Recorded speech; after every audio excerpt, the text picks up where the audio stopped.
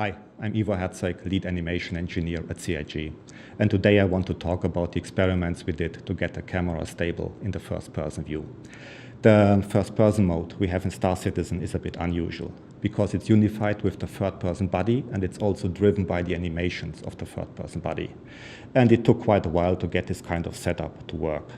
If you just take a camera and put it at a point between the eyes of the third-person model and move around, then it's pretty crazy what you get on the screen. So that's how it looks with a camera attached to the head.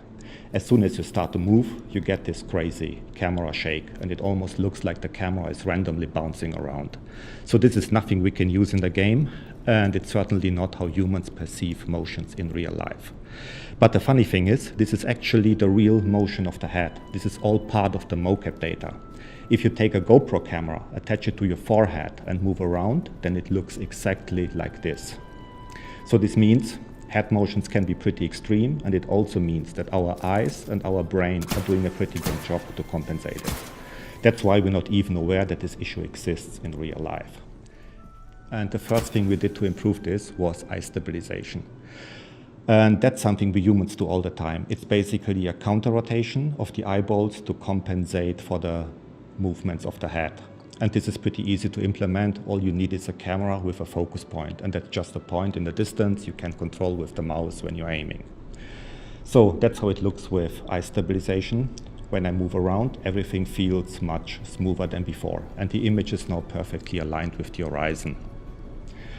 And by using this focus point, we are actually trying to emulate the biological principle that keeps the image stable on the retina of our eyes. But instead of counter-rotating both eyes, we only counter-rotate the head camera in the direction of the focus point.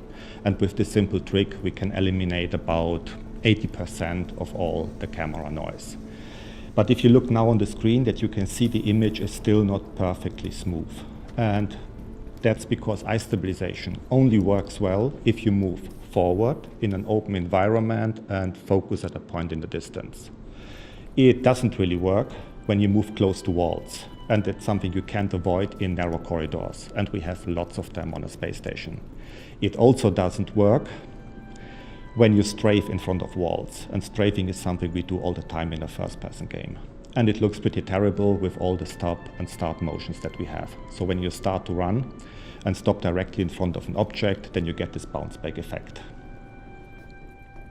So all this is nothing new. We already had it in PTU 2.0, and nobody was really happy with the result, mainly because of all the camera noise and the head bobbing. And then some people started to complain about motion sickness, and for many it was just an immersion killer and not realistic at all. And this all makes sense because eye stabilization, if you look at it as an isolated feature, it can only compensate the rotations of the head, and that's it. It doesn't help much with the translations of the head. But that's why we still have all the trouble with the camera. Now, the interesting thing is, these head translations, they happen all the time in real life, and it's never a problem. When I walk into the kitchen to get a coffee, then my whole body and my head is moving, of course. But the whole motion feels more like floating through the corridor. And maybe that's what we expect to get on the screen. But if I repeat the same experiment with a camera attached to the head, and even if I use exactly the same mocap data, the result on the screen looks more like an earthquake. So this issue was keeping us busy for a while, and we spent some time trying to understand how humans are doing vision stabilization. But it turned out it's a pretty complex mental process, and there wasn't a practical way to get that into a first-person camera. So that was a dead end.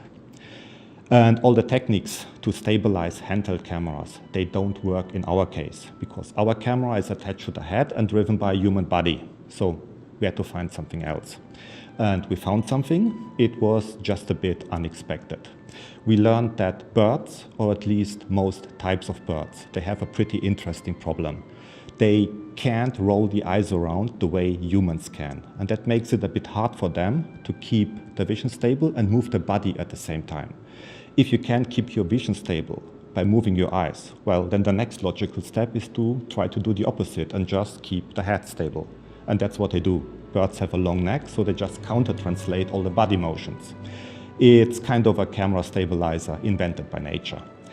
But the really cool thing is that this one operates only on joints, and that means we have a pretty good candidate for an implementation into an animation system.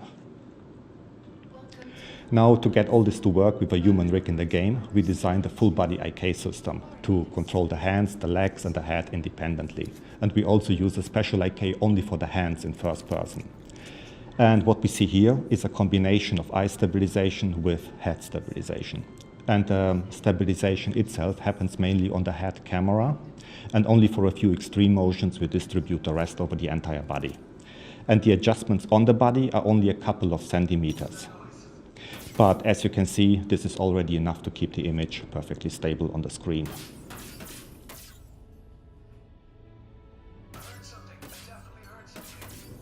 The unified rig is not the only unusual thing in this shooter.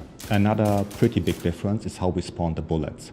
In a typical shooter, they come from the center of the camera and go to the center of the screen, which means you're actually shooting with your eyes, and the gun in your hands has no practical purpose.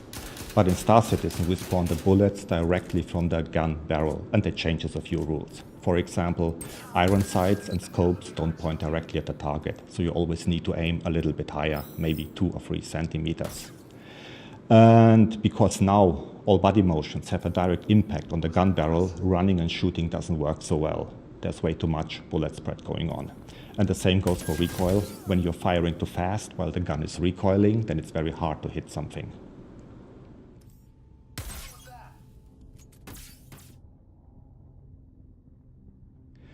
And as a player, when you're moving around in a shooter, you always have this gun in front of you. And most of the time, you're not even aware that there actually is a body. And you only notice your own body when you look down at the ground and see your own shadow and how the feet are moving. And that's the moment you realize that the recoil, all the hand animations, all the body animations, every single frame is actually identical in the shadow. Because it's one single rig and all the animations are shared.